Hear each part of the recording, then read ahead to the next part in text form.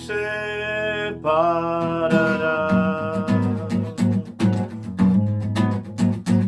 dos laços do teu grande amor. De longe ouvimos o amor que chama, paixão profunda, bondade e graça se derramando. É tão profundo, tão imenso e cobre-nos. É furioso, poderoso e abraça-nos. Só Ele pode devolver a vida aos corações. O Pai que seu Filho nos deu, o Filho que por todos morreu, em nós derrama amor e graça e nos convida à sua mesa, nos alcançando. É tão profundo, tão imenso e cobre-nos. É furioso, poderoso e abraça-nos. Só Ele pode devolver a vida aos corações. É tão profundo, tão imenso e cobre-nos. É furioso, poderoso e abraça-nos. Só Ele pode devolver a vida aos corações. É tão profundo, tão imenso e cobre-nos. É furioso, poderoso e abraça-nos. Só Ele pode devolver a vida aos corações. É tão profundo, tão imenso e cobre-nos. É furioso, poderoso e abraça-nos. Só Ele pode devolver a vida aos corações.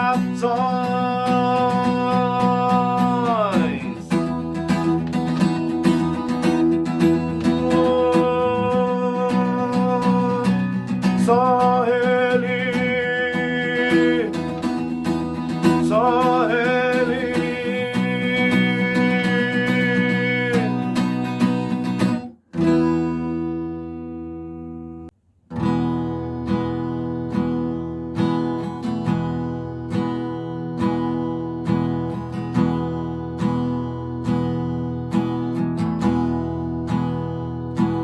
Com uma melodia Ele me encontrou, me cercou com uma canção que me libertou dos meus inimigos, dos meus medos me salvou.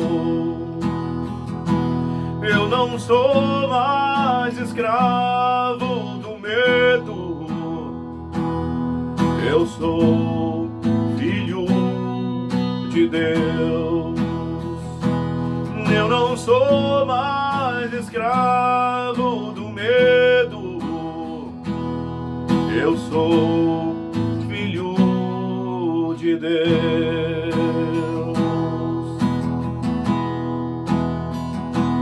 Antes de nascer, escolhido fui, o meu nome me chamou.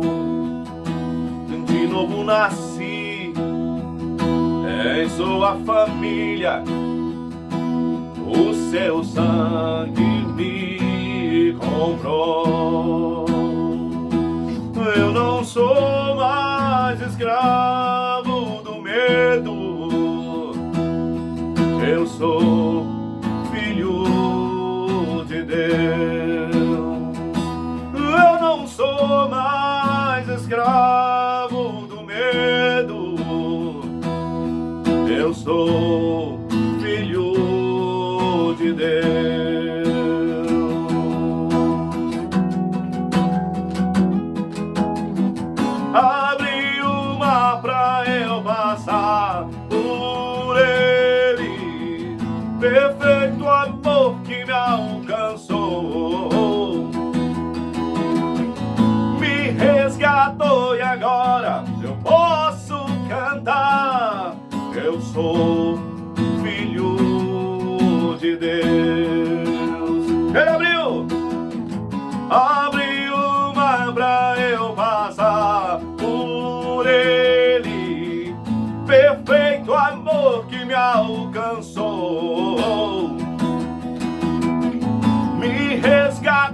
agora posso cantar. Eu sou filho de Deus. Eu sou filho de Deus. Eu sou filho de Deus.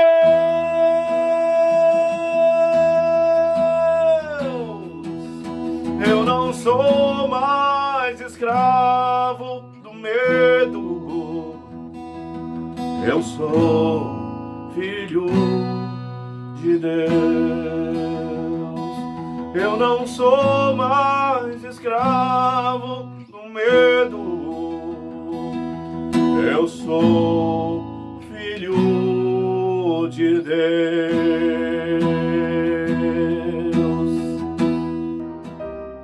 Boa noite, igreja.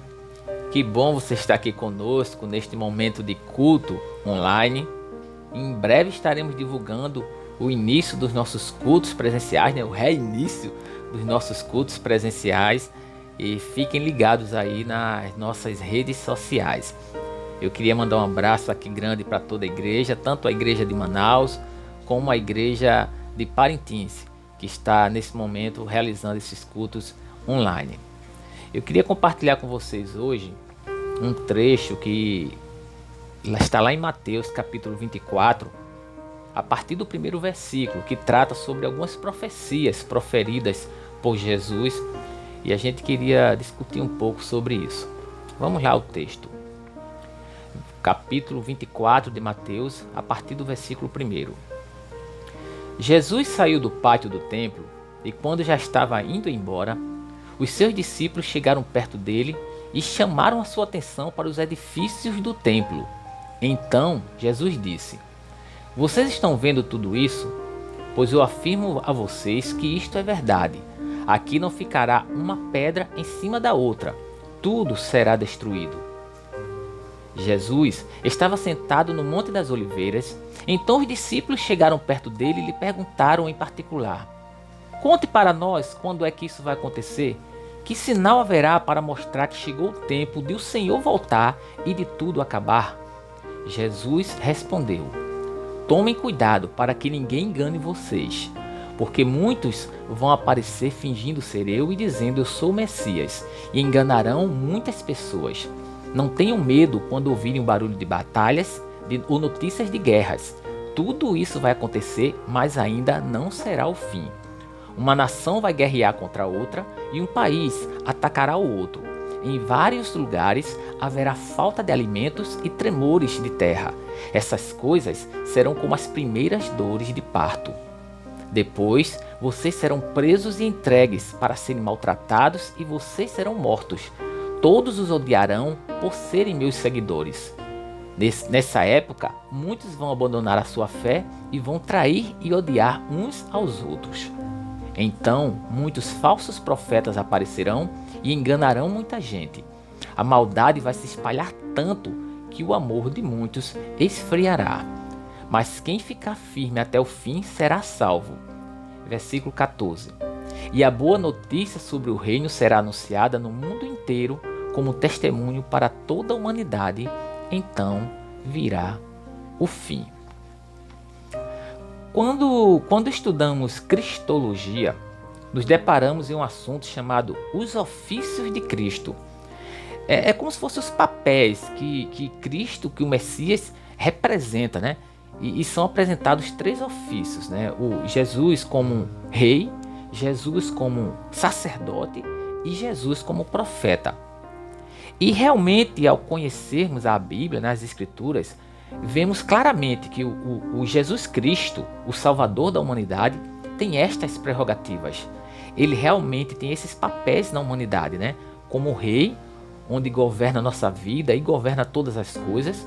Como sacerdote, aquele intermediário entre nós e o Pai. Mas também como profeta. Mas quando olhamos para a figura de Jesus humano, o Jesus de Nazaré, que viveu entre nós durante a sua passagem aqui na terra, O homem que nasceu pobre, que trouxe uma mensagem, que passou pelo deserto, que tinha discípulos, tinha opositores, foi perseguido e morreu pobre, percebemos que não havia nada de sacerdote e nem de rei na figura do Jesus terreno, mas sim de um profeta. Não é à toa que quando Jesus perguntou quem o povo dizia que ele era, né? Perguntou aos discípulos, né? Quem o povo diz que eu sou? Os discípulos responderam: Elias, Jeremias, João Batista ou algum dos profetas. Nenhum rei e nenhum sacerdote foi citado. Jesus humano, ele era de fato um profeta. A diferença de Jesus para os demais profetas é que ele era um profeta nato. Ele não esperava escutar algo do Pai para dizer uma profecia, né, naquele momento que o Pai determinava. Ele, por ser Deus, ao ser questionado, ao ser colocado em uma situação, já disparava a profecia, como acontece neste episódio, né, que vemos em Mateus 24. Tanto ele se deparar com os discípulos admirando a estrutura do templo, assim quando ele foi questionado, quando ele estava lá no Monte das Oliveiras, ele já soltou a sua profecia. Então temos aqui nesta passagem 2 momentos de profecia. Um desses momentos, né, acontece geralmente, como eu disse, né, acontece na hora em que Jesus estava saindo do templo. E os discípulos se admiraram com a estrutura do templo, né? Era realmente um templo suntuoso, né, construído por Herodes, e realmente chamava a atenção das pessoas. Mas como Jesus gostava, né, e gosta de jogar um balde de água fria nas nossas ilusões, imediatamente ele fala, né? Está vendo tudo isto? Não ficará pedra sobre pedra. Tudo será destruído. Isto foi um choque para os discípulos, né? Como assim? O templo, algo tão importante para a nossa religião, e de repente descobrimos que novamente vai ser destruído, né? O templo já tinha sido destruído 2 vezes, né? E de repente agora esse terceiro templo construído vai ser destruído de novo. Isso foi tão marcante para aqueles homens que assim que Jesus para descansar no Monte das Oliveiras, eles vão junto e perguntam sobre isto, né? Ele questiona Jesus sobre isto. E esta profecia de Jesus, né, sobre o templo, tem tanto para nos ensinar. Aqueles homens, eles estavam próximos do Senhor do Universo. Eles estavam ao lado do Filho de Deus, o Todo-Poderoso, e estavam se admirando com uma construção humana, com uma ilusão. Quantas ilusões, né, nos tiram a visão para o que é correto, para o que importa, né? Quantas ilusões esse mundo oferece que a gente não percebe que Deus está tão próximo de nós. E a gente nos admira e nos deixamos enganar por ilusões.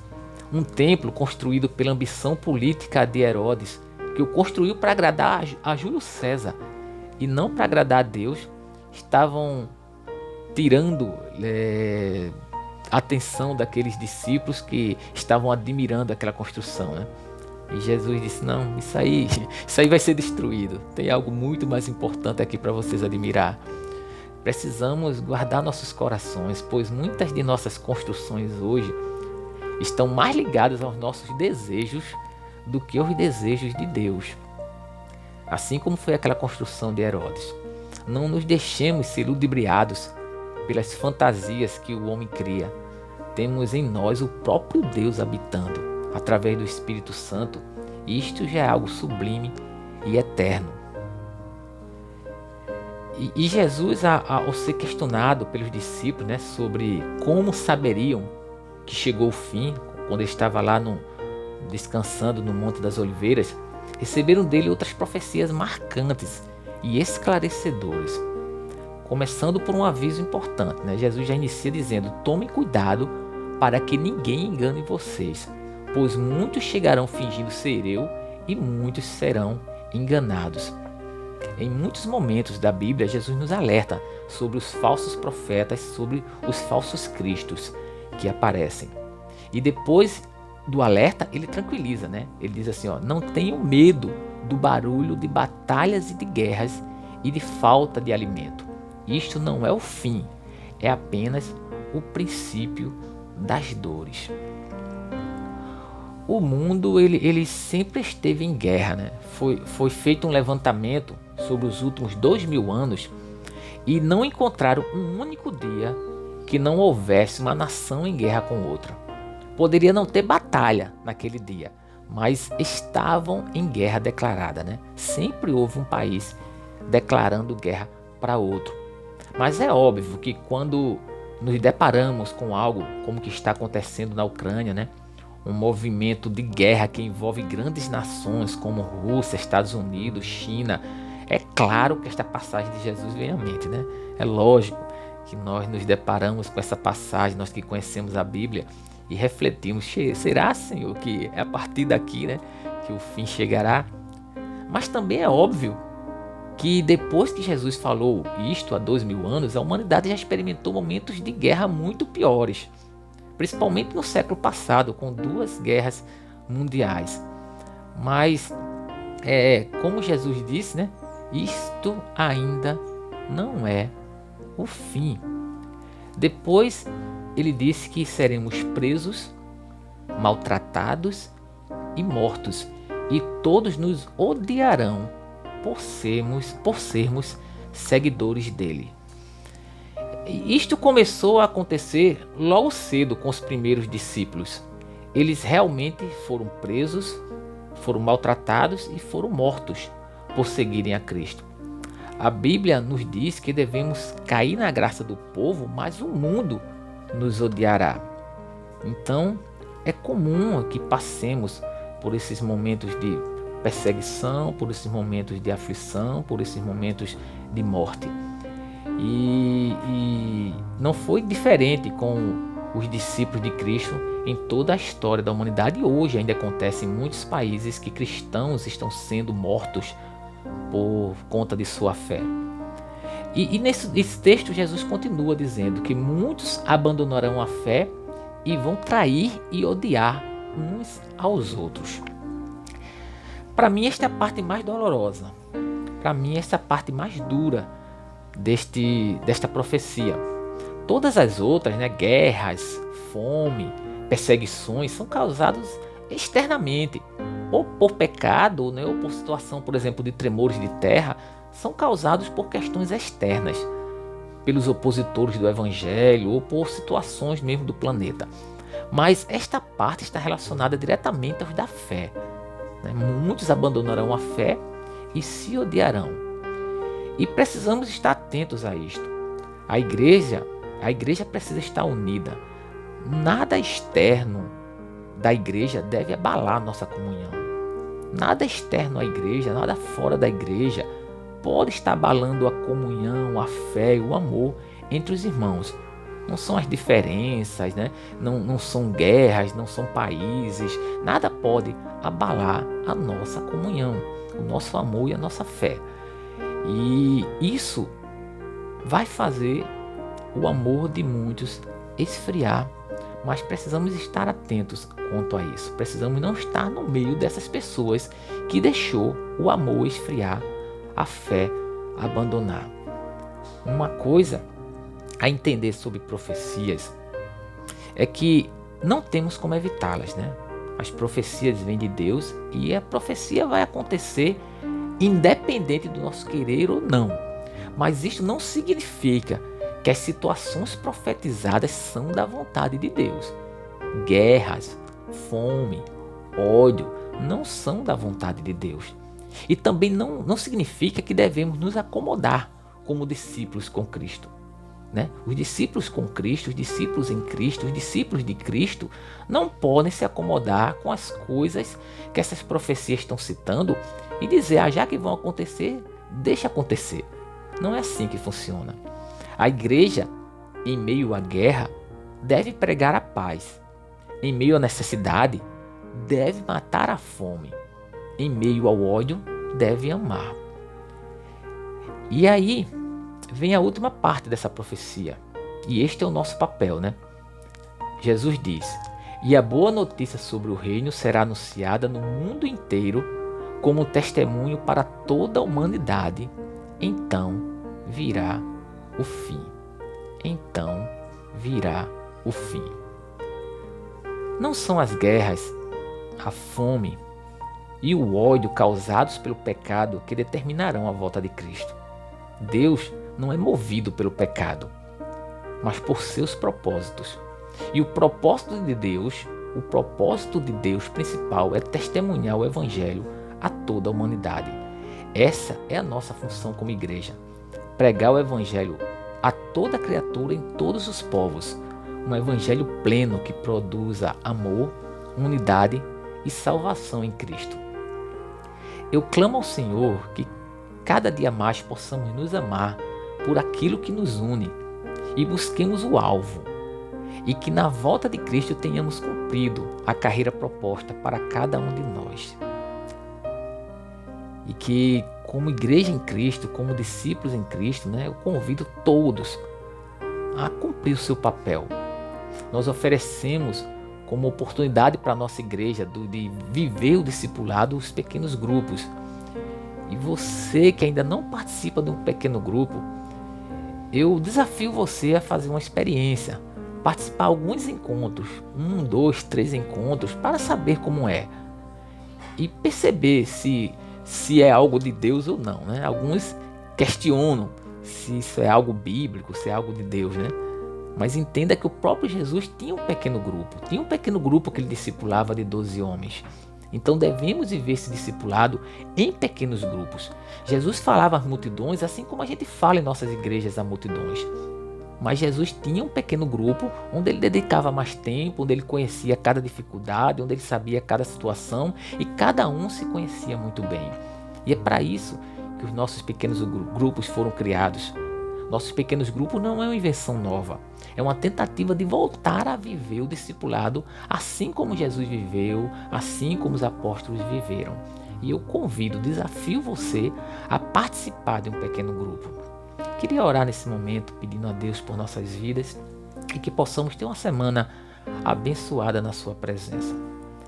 Senhor Deus, neste momento eu te clamo, ó Pai, mais uma vez pelo teu perdão em nossas vidas, que tu possa, Deus, estar sempre limpando nossa alma, limpando nosso corpo dos maus que fazemos, dos pecados que cometemos. Ó Senhor, derrama tuas bênçãos sobre a tua igreja, ó Pai. Derrama o teu amor em cada coração, ó Deus. Que nós possamos ser unidos por aquilo que nos une, que é a fé em ti, ó Deus. Que o teu grande amor, que o teu grande propósito nos guie ao alvo de alcançar vidas, ao alvo de discipular pessoas, ao alvo de transformar esse mundo, ó Deus. E que todos os povos possam encontrar o teu evangelho através da tua igreja. E a tua vinda, ó Deus, será realmente realizada. Fica conosco, nos protege, nos guarda e nos dá uma semana abençoada na tua presença. É o que te peço em nome de Jesus. Amém. Que Deus abençoe a todos.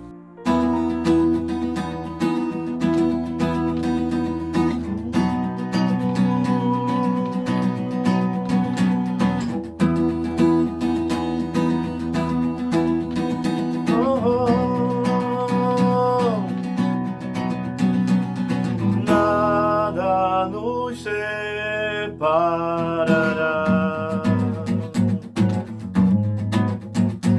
nos laços do teu grande amor. De longe ouvimos o amor que chama, paixão profunda, bondade e graça se derramando.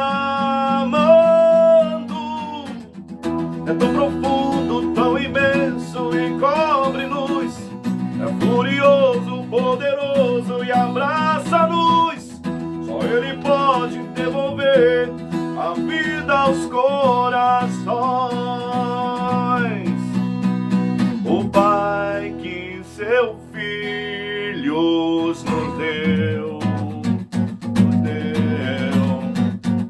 O Filho que por todos morreu, em nós derrama amor e graça e nos convida à sua mesa, nos alcançando. É tão profundo, tão e cobre-nos. É furioso, poderoso e abraça-nos. Só Ele pode devolver a vida aos corações. É tão profundo, tão imenso e cobre-nos. É furioso, poderoso e abraça-nos. Só Ele pode devolver a vida aos corações. É tão profundo, tão imenso e cobre-nos. É furioso, poderoso e abraça-nos. Só Ele pode devolver a vida aos corações.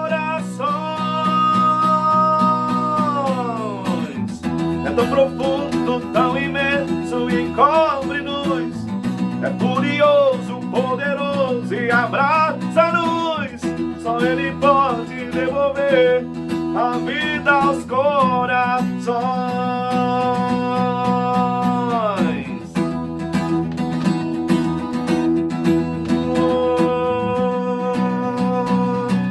Só Ele, só